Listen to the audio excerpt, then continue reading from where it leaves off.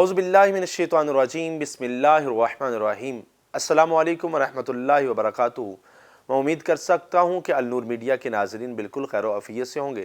ناظرین کرام، آج کا سب سے بڑا مسئلہ یہ بھی ہے کہ آج زیادہ تر خواتین کو یہ مسئلہ ہوتا ہے کہ پہلی بات ہے کہ وہ ایک تو حاملہ ہوتی نہیں، اور اگر ان کو حمل ہو جائے تو وہ یقیناً دوسرے تیسرے مہینے میں وہ حمل ضائع ہو جاتا ہے، اور پھر وہ حمل جب گر جاتا ہے اس کے بعد پھر پریشانی کا سامنا ہوتا ہے۔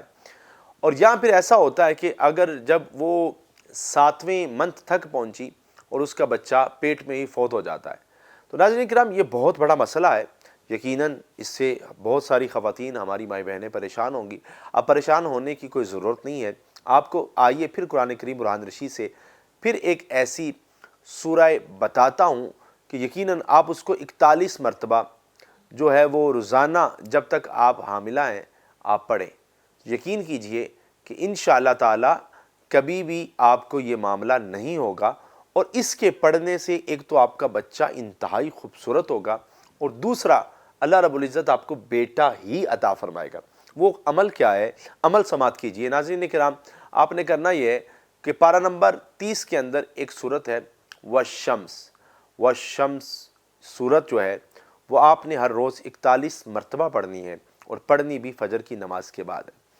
اور ناظرین کرام، جب آپ یہ پڑھیں گے، میں اپنی وہ خواتین سے گزارش کرنا چاہتا ہوں کہ اس کو باوضو ہو کر بیٹھ کے پڑھیں، اور پڑھنے کے بعد آپ نے پانی پہ دم کرنا ہے اور اس کو پی لینا ہے۔